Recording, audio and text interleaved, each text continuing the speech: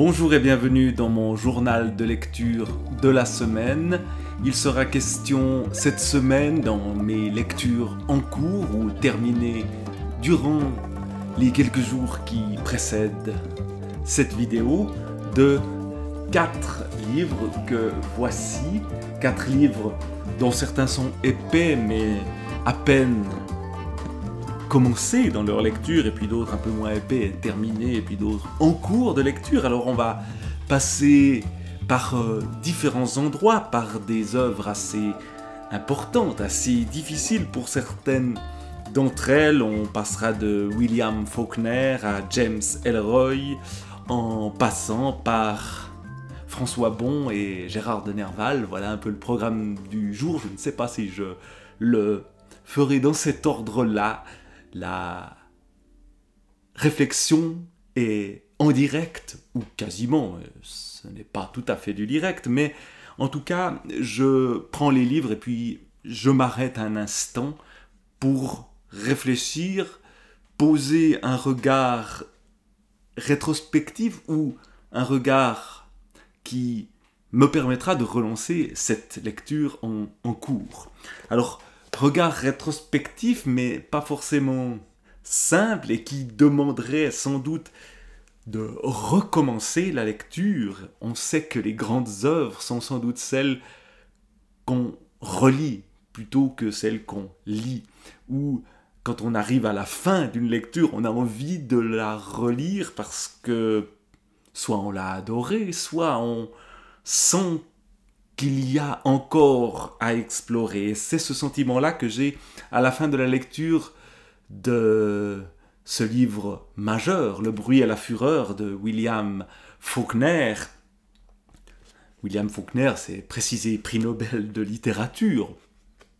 Mais il y a des prix Nobel de littérature sans doute moins intéressants que celui-là, ou moins novateurs.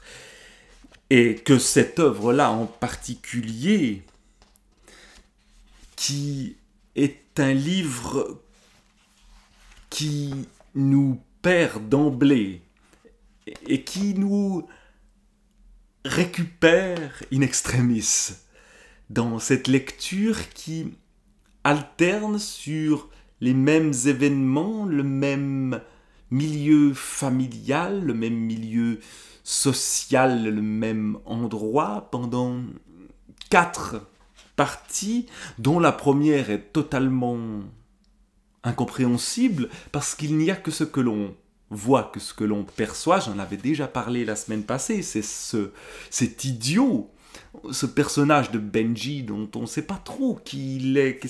On sait juste qu'il hurle et qu'il pleure et puis qu'il a un regard tendre et bleu. Mais on ne sait presque rien de ce qu'il est véritablement. Et lui non plus, et lui voit des choses violentes. Il tape avec un soulier, il est derrière une grille, et puis il y a les dialogues dont on perd tout le contexte, et puis ensuite on retrouve les autres personnages. Là aussi j'en avais déjà parlé, les choses racontées du point de vue d'un homme qui va se donner la mort bien des années avant, pour une histoire peut-être d'inceste, ou en tout cas le mariage de sa sœur qui ne lui va pas, et on sent qu'il y a quelque chose qui grince ici. Puis on a le point de vue d'un autre frère, ou d'un oncle, et d'un personnage, lui, alors beaucoup plus violent ensuite, qui suit sa nièce, qui porte le même prénom que l'oncle. Alors je ne sais pas comment ça se prononce à l'américaine. Moi je lis Quentin, mais évidemment c'est pas Quentin, Quentin, sans doute ça doit se dire comme ça. Et donc l'oncle porte le même nom que la nièce, un homme, une femme. Cette nièce, elle va aller dans une voiture, suivre un homme avec une cravate rouge qui fait partie d'une troupe de théâtre, qu'un autre des personnages, ça on le perçoit déjà dans le premier chapitre, veut absolument voir pour 25 cents. Et il s'agit d'ailleurs aussi, un des enjeux de ces histoires-là, c'est le rapport entre les noirs et les blancs dans ce sud des États-Unis où ça se passe.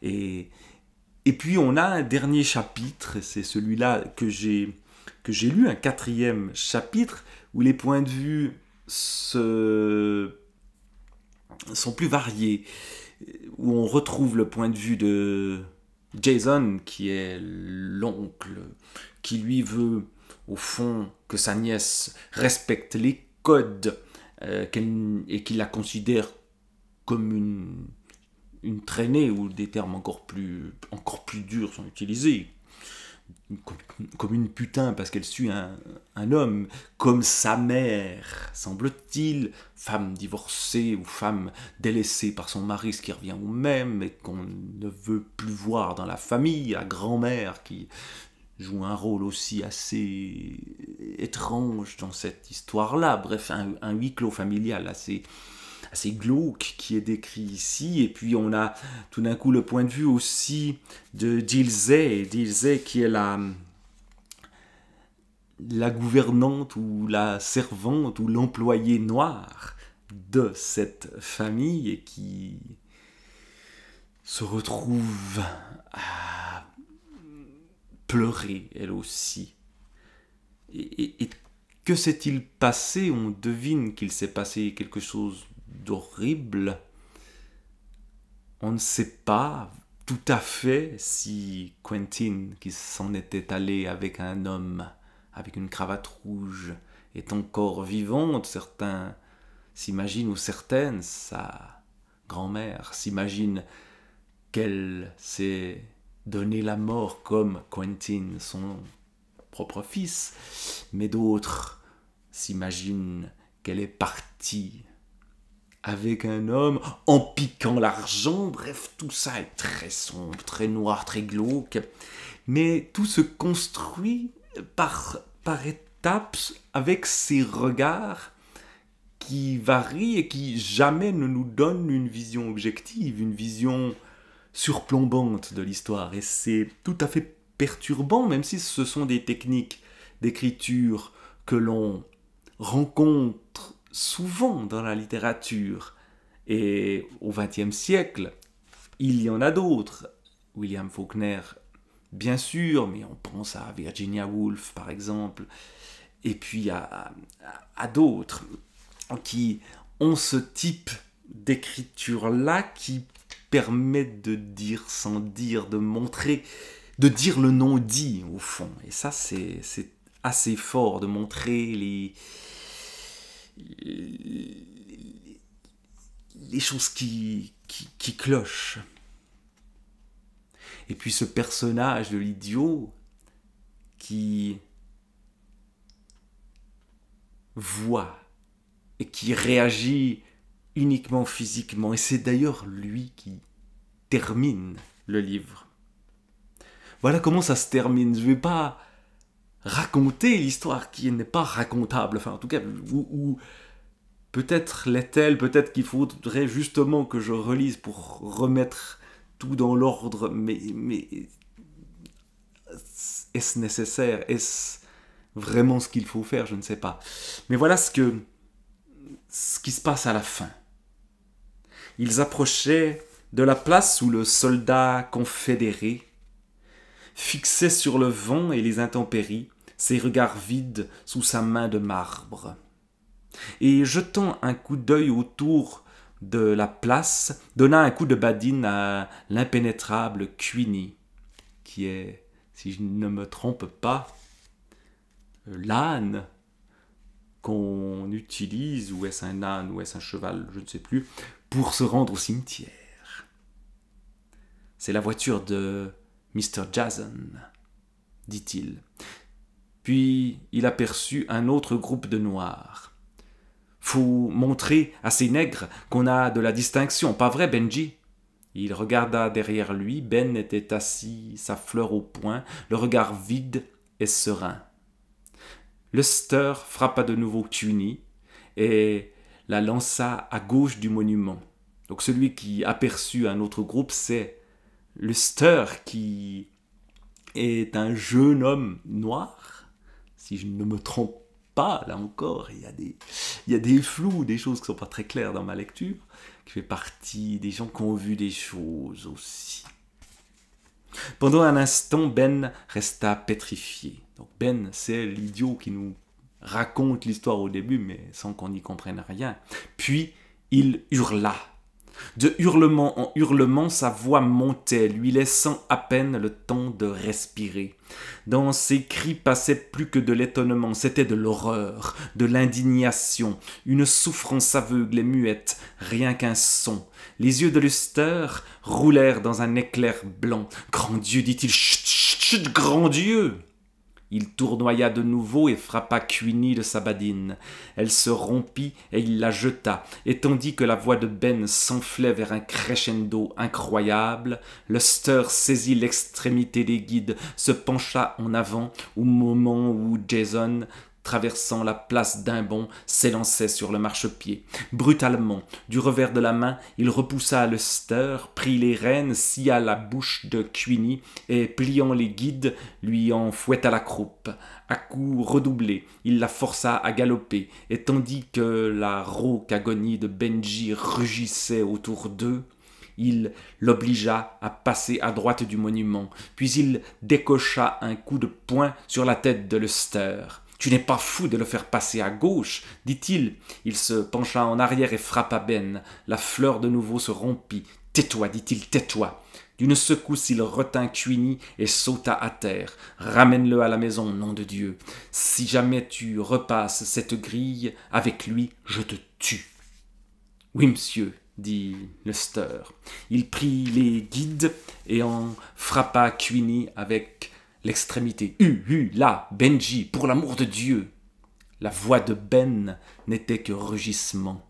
Queenie se remit en marche, et de nouveau ses pattes reprirent leur clic-clac régulier.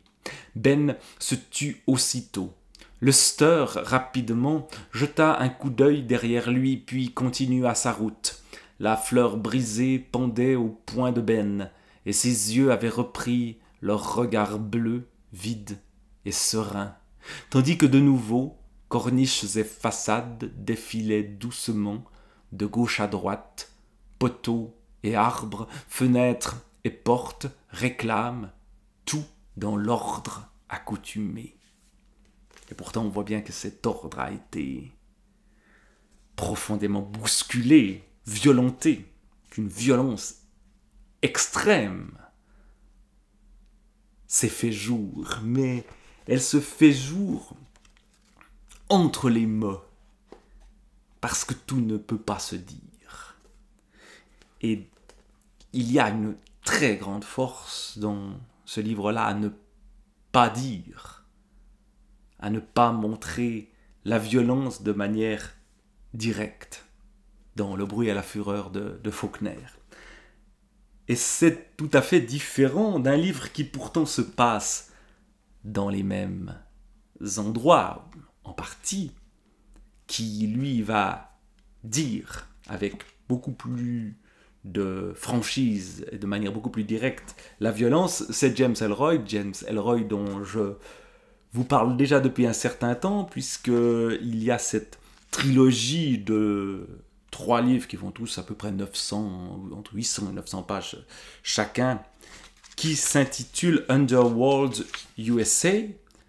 Assez étrangement d'ailleurs, Underworld USA, c'est le titre donc du dernier livre, mais le titre original n'est pas celui-là, puisque c'est Bloods a Rover. Et donc, on traduit un titre anglais par un autre titre anglais, c'est assez étrange.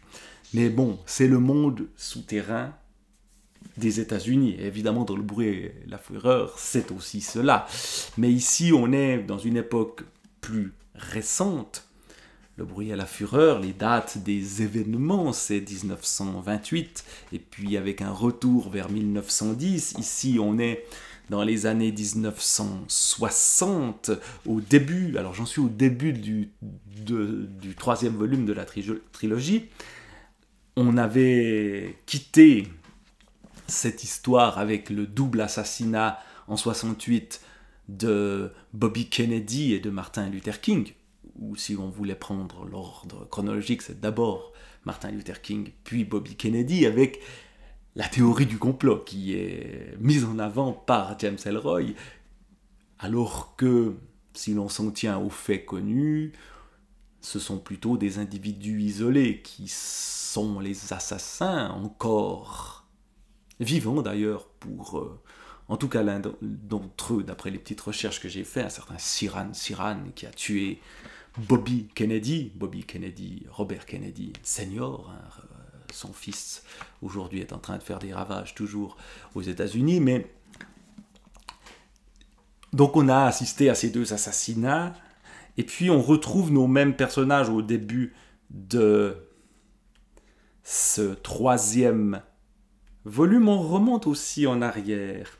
Ce qui est assez intéressant, c'est vous avez un premier chapitre, avant même que tout commence ou tout recommence, qui s'appelle Alors et qui nous envoie dans un événement du 24 février 1964 où il y a à la fois un vol et plusieurs assassinats, où on vole des diamants dans la banlieue noire de San Francisco, et puis ensuite on se retrouve maintenant, et puis on revient ensuite en 1968. Et voilà le chapitre initial qui est très intéressant sur la démarche de James Ellroy, démarche historico-romanesque, et il laisse planer le doute. L'Amérique. Le nez au carreau, j'ai espionné notre histoire pendant 4 ans. Ce fut une longue enquête itinérante et une extorsion à coups de pied dans la porte. J'avais le droit de voler et la bride sur le cou. J'ai suivi des gens, j'ai posé des micros et mis des téléphones sur écoute, et j'ai suivi les grands événements par ellipse. Je suis resté dans l'ombre. Mon travail de surveillance établit le lien entre alors et maintenant, d'une façon qui n'a jamais été révélée auparavant. J'étais là. Mon reportage est étayé par des rumeurs plausibles et des indiscrétions d'initiés. Des masses de documents écrits permettent de le vérifier. Ce livre est construit sur des documents publics détournés et des journaux intimes dérobés. Il représente la somme de mon aventure personnelle et de 40 années d'études approfondies. Je suis à la fois un exécuteur itinéraire et un agent provocateur. J'ai fait ce que j'ai fait et j'ai vu ce que j'ai vu, et c'est à force de travailler sur le sujet que je suis parvenu à découvrir le reste de l'histoire. La véracité pure des textes sacrés et un contenu du niveau des feuilles à scandale. C'est cet assemblage qui lui donne tout son mordant. Vous portez déjà en vous le germe grâce auquel vous vous laisserez convaincre. Vous vous rappelez l'époque que ce récit fait revivre et vous pressentez qu'il s'agit d'une conspiration. Je suis venu vous dire que tout est vrai et que ce n'est pas du tout ce que vous pensez. Vous me lirez avec une certaine réticence et vous finirez par capituler. Les pages qui suivent vous contraindront à succomber. Je vais tout vous raconter. Tout nous raconter. On va nous révéler la vérité. Alors ce jeu, est-ce que c'est James Ellroy lui-même? Il laisse planer le doute, ou est-ce un narrateur, mais un narrateur qui ne revient pas. Tout ensuite est raconté aussi avec un jeu de point de vue qui pourrait faire penser à William Faulkner, même si évidemment le système de point de vue mis en place n'est pas aussi hallucinant que celui de Faulkner. Et donc on va suivre ce qui se passe après, dans les dessous de la politique et de la vie publique américaine, et la mafia, les personnages un peu louches qu'on a vus dans les livres précédents, on va les retrouver, ceux qui ne se sont pas fait flinguer entre deux, et on va les retrouver à l'œuvre dans un moment où on va passer à de nouvelles élections présidentielles et où la mafia a son champion. Il s'agit d'un certain Richard Nixon, Nixon, et on sait comment sa présidence va finir, ça va mal finir, peut-être aussi pour ces gens-là, mais ne révélons pas la fin, puisque j'en suis encore à peu près à 900 pages de la fin, donc on verra bien ce qui se passe, mais c'est assez passionnant de lire ceci.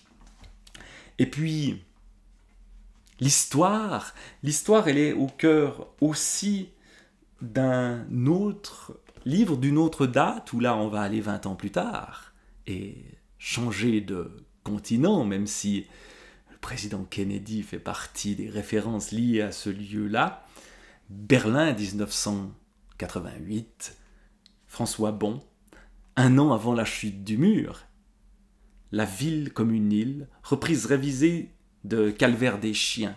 Donc Calvaire des chiens, qui est un livre qui justement doit dater de 1988 ou 89, après un séjour de l'auteur François Bon à Berlin, Berlin encore, Berlin-Ouest, Berlin encore enclavé, encore sous l'emprise de la guerre froide, le fameux Ich bin ein Berliner de Kennedy, du Kennedy assassiné dans le roman de James Ellroy, l'un des Kennedy assassinés évidemment. Et donc on a ici un voyage. Alors j'en suis qu'au début de cette reprise révisée d'un livre. Alors je n'ai pas lu la version originelle, Calvaire des chiens. François Bon a repris les droits sur ces livres publiés il y a bien des années maintenant, et les reprend. Il le fait en ce moment, et sans doute j'en reparlerai. Il faudrait que je me procure ces livres-là, et sur d'autres livres. Mais ici, donc, on a affaire à ce livre qui retrace donc la ville de Berlin, et puis cette histoire de chien. Alors j'en suis qu'au début, donc je ne vais pas forcément en dire grand-chose. Donc dans le début de ce que l'on a à lire ici, alors il y a une petite préface, fin d'un mur, fin d'une ville, qui justement nous parle de la situation d'écriture de l'époque et de la reprise qu'il en fait. Et puis Berlin 1988, l'île sans mur. Et puis ensuite on aura, mais ça je n'ai pas encore eu le temps de l'aborder, ce fameux calvaire des chiens, là, de manière beaucoup plus longue. Et donc il décrit cette ville de Berlin, Berlin qui est une ville qu'il arpente, donc en 1988, juste avant la chute du mur, sans savoir forcément que le mur va tomber, mais Berlin qui est peuplé aussi, non seulement d'êtres vivants qu'il côtoie, mais aussi de littérature.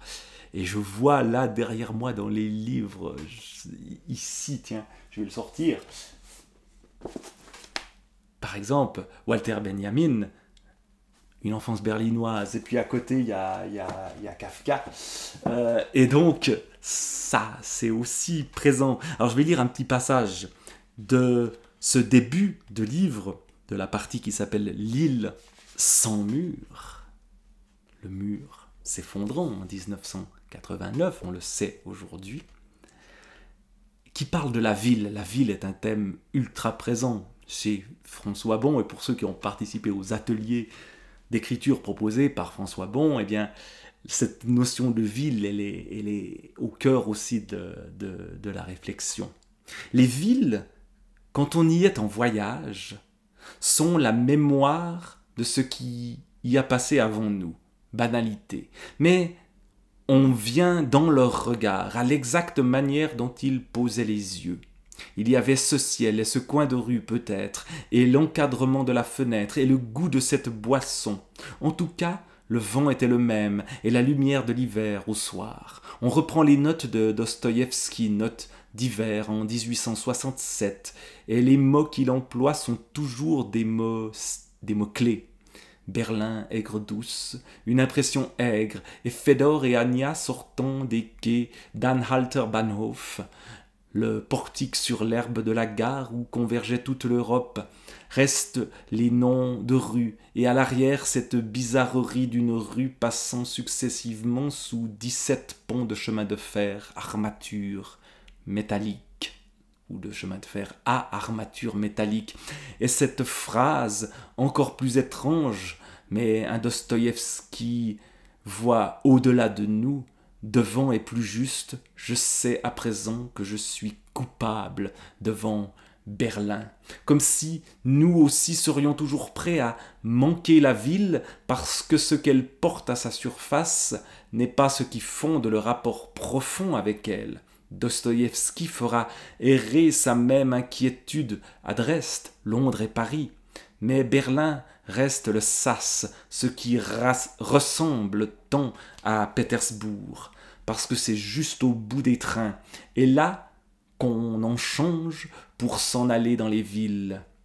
Dostoïevski, c'est le premier soir dans la ville, quand aucune vitrine n'aide pour un menu ou une ambiance aux silhouettes qui passent serrées dans les rues sans qu'on vous parle, dans le bruit des voitures et des cars que le brouillard augmente, et tout le contraire donc d'un dimanche après-midi à Glienicke, près de l'ancien pont frontière, où on ne s'arrête plus comme à un bout du monde quand la lumière d'hiver derrière la vitre chauffe les tables de bois de la Stube, où dans une immense salle, seules 2 vieilles dames respectables mangent des gâteaux à la crème.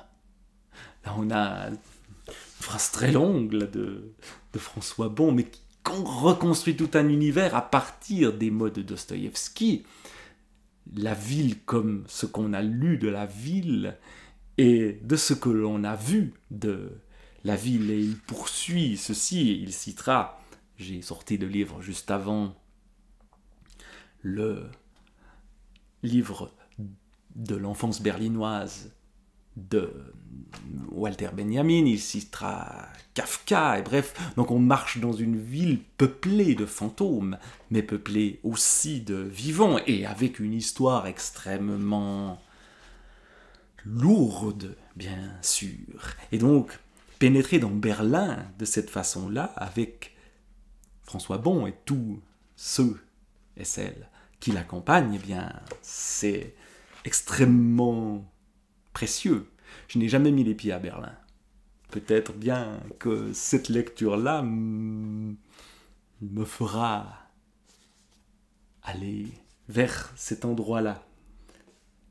Mais j'en reparlerai puisque je n'ai pas encore lu grand-chose de ce livre. Et puis, quelqu'un d'autre qui voyage, notamment en Allemagne, même si ce n'est pas en Allemagne que se passe ce qu'il nous raconte, mais dans la France, et la France la plus française, j'allais dire, c'est donc Gérard de Nerval dans ses Filles du Feu, que je poursuis aussi avec, après Angélique, Sylvie, cette Sylvie qui lui fait, ou qui le fait revenir en enfance, avec cette tension entre l'authentique Sylvie de la campagne, d'où il vient, où il se rend souvent, et puis l'actrice et le personnage beaucoup plus impressionnant, la grande blonde et la petite brune, l'opposition, enfin c'est peut-être moi qui fais cette opposition-là, personnellement. Et il va donc, Gérard de Nerval, dans Sylvie, et c'était déjà le cas dans Angélique, dans Les Filles du Feu, pour ce que j'en ai lu, ou relu d'ailleurs, mais avec très peu de souvenirs de ma première lecture assez ancienne. Il va se rendre dans ces villages de ces régions au nord de Paris, région où notamment a été enterré Jean-Jacques Rousseau, et puis des lieux qui, moi, m'ont parlé parce que tout d'un coup, j'ai lu le nom de l'endroit où je vis, même si je ne vis pas du tout là, il y a tout d'un coup ce nom-là, le village. C'était à Loisy, dans l'ancienne maison de garde. Je les conduisis jusque-là, puis je retournai à Montagny. Et Montagny, c'est là, je suis à Montagny en disant ceci, sauf que ce Montagny-là n'est pas du tout celui qui se trouve dans la région, et qu'en plus il y a une note qui vient nous dire qu'en fait non, il ne s'agit pas de Montagny, mais de Mortefontaine ou un truc comme ça. Je ne connais pas vraiment la région dont il parle, mais évidemment ce Montagny, moi, me parle. Puis je retournai à Montagny, où je demeurais chez mon oncle, en quittant le chemin pour traverser un petit bois qui sépare Loisy de Saint-S. Aussi, tiens, pourquoi est-ce qu'on ne nous dit pas quel est ce S? Je ne tardai pas à m'engager dans une sente profonde qui longe la forêt d'Ermenonville. Et Ermenonville, c'est là qu'était enterré et qu'a vécu et qu'est mort Jean-Jacques Rousseau. Je m'attendais ensuite à rencontrer les murs d'un couvent qu'il fallait suivre pendant un quart de lieue.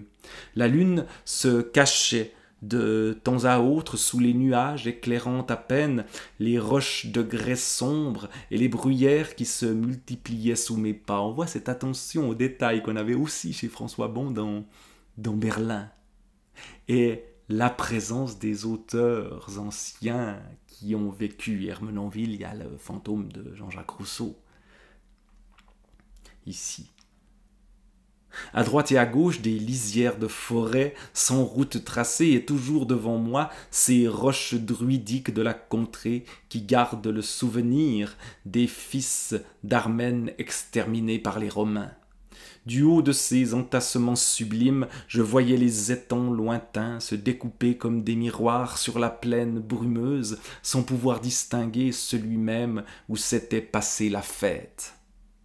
L'air était tiède et embaumé, je résolus de ne pas aller plus loin et d'attendre le matin en me couchant sur des touffes de bruyère. Il y a un côté un peu bucolique, mais aussi, on le verra, un peu mélancolique. Il revient sur des lieux, il revoit Sylvie, mais Sylvie n'est plus la Sylvie de son enfance. Et c'est aussi l'histoire du temps qui passe. L'histoire du temps qui passe sur soi-même et sur les lieux, la patine du temps. Même s'il rencontre un certain Père Dodu qui était enfant du temps de Rousseau. Donc le lien est encore là. Le lien est encore là. Et il est donc présent à travers ces filles du feu, ce feu qui brûle à l'intérieur de Gérard de Nerval, qui brûle et qui peut-être le consumera. Mais j'ai d'autres filles du feu à rencontrer. Je vais poursuivre donc cette lecture-là avec les chansons et légendes du Valois. C'est la région dont il parle, puis Isis, Émilie et d'autres qui viendront ranimer la flamme. Voilà, donc c'était quelques impressions de lecture sur les 4 livres de la semaine. Pour 3 d'entre eux, on va poursuivre. Je vais laisser William Faulkner mijoter et je reviendrai la semaine prochaine à James Ellroy, à François Bon et à Gérard de Nerval. Mais pour l'instant, je vous dis au revoir et à la semaine prochaine.